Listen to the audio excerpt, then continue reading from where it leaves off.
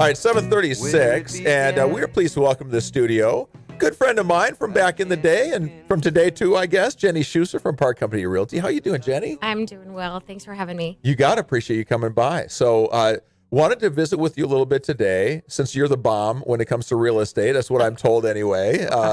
That's the story on the street. When it comes to realtors and realty, Jenny's been doing it well for many years, and I want to get a little perspective on the real estate market here in the Fargo-Moorhead, West Fargo area. So thanks for coming by. Yeah, absolutely. No, I appreciate it.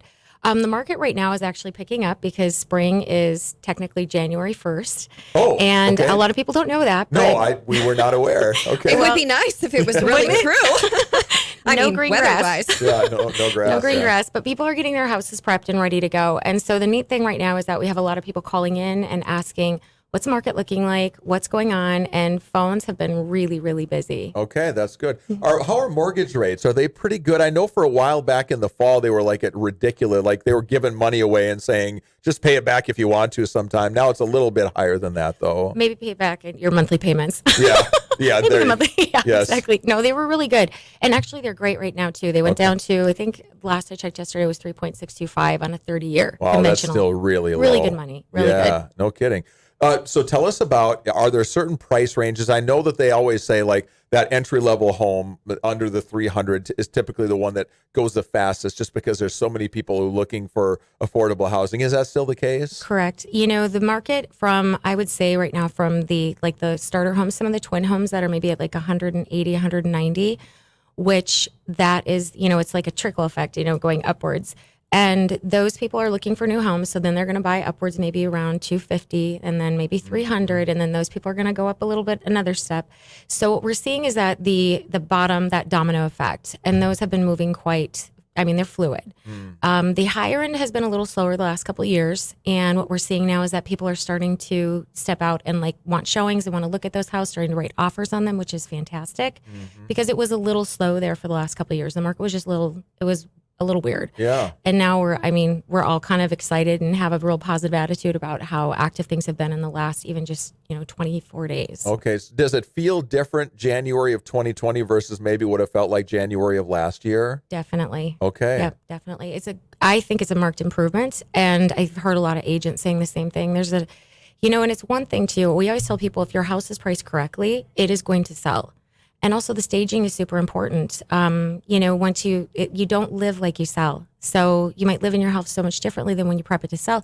You have to be that diamond, on the block. Yeah, you want to be stand out. Absolutely. So put a sheet of cookies in the oven, all that good stuff, right? Banana bread. Yeah, that'll work too. Yeah, we got to get rid of all the clutter though. That's the big thing. Yeah. 100%. I viewed a house the other day and it was a great house and it had great square footage. But if it's not prepped, the buyers can't typically see it. They can't see what's going on. They can't mentally get past that. Right. So it's important to have that, shiny penny look. Yeah, no kidding. Are people looking for new construction homes? Are they looking for existing? What are people looking for? All of the above. Yeah, all the above. We have a lot of new construction going on. If you drive around town, we have transferees that are coming into town and they're completely shocked at the amount of building that's going on, which is fantastic. But there's some really good deals also in existing. So if you open your parameters to both, you're going to find something that's going to fit perfectly. But we do have a lot of new construction. We have a lot of new developments going in. It's interesting. We track the numbers. We look at things in the developments, and a lot of them are selling really well. What are people looking for? Like I know everybody's different, so you can't say, well, there's one feature everybody's looking for. But are there certain things that you're going, a couple of years ago, nobody was asking about wood-burning fireplaces in homes. Now everybody is. Anything like that? Right. The one thing that's been really interesting is that when I first started in real estate, we would rarely see a house without a basement. And we're seeing a lot of that now. People building new construction homes without basements, and they're really excited about it because they don't have to worry about any potential sump pump failures or any worries about water, anything like that. So, for example, in Rocking Horse Farm, I think we have 5 or 6 right now already. Well, where do you put the man cave? I'm asking for a friend. Actually. The garage, Kevin. Yes, the garage. above your garage. It's the garage. Okay, good. That's need to know that. Your attic pull downstairs. Perfect. If people are splurging on something when they're building new construction, what is it these days? Are they doing steam rooms or home theater dens or whatever. Is there something that people really seem to be liking right now? You know, the theaters were huge there for a while, and still people really like them. But it's interesting. We're seeing a slide towards home gyms, which is interesting. People still like to get out and about. You want to get out of your house. You don't want to be there all the time. But we're seeing like somebody, if you can't get to the gym, then maybe you have another option.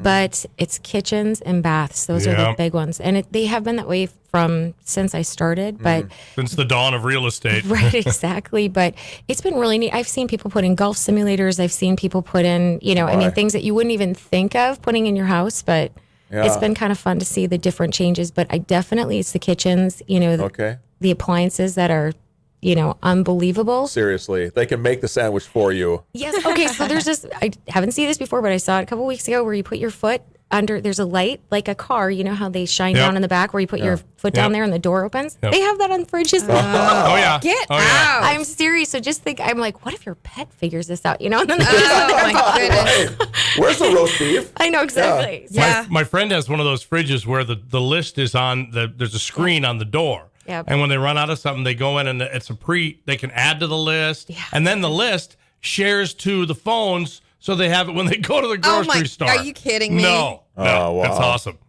You don't have to think anymore. Your appliance does it for you. Seriously. Well, that would explain a lot with the culture. No kidding.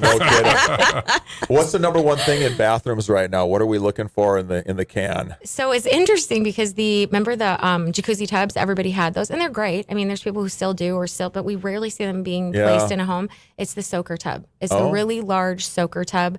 That is kind of the feature or the standout in the bathroom, and then the walk-in showers, of course. But the soaker tubs have become kind of a big deal. Mama wants to chill in the soaker tub. Yeah, absolutely. Jenny, if people want to find out more about you and how you might be able to help them if they're putting a house on the market or looking for a new home, how do they find you? They can locate me at jennyschuster.com or at 701-729-5851. I'm a private company. I have to ask Jenny, how do you spell Schuster? SCHUSTER. Good to know. JennySchuster.com. She's got her own website. She's a big deal. Thanks for coming in, Jenny. Good Thanks to for see you having me. again. Appreciate it.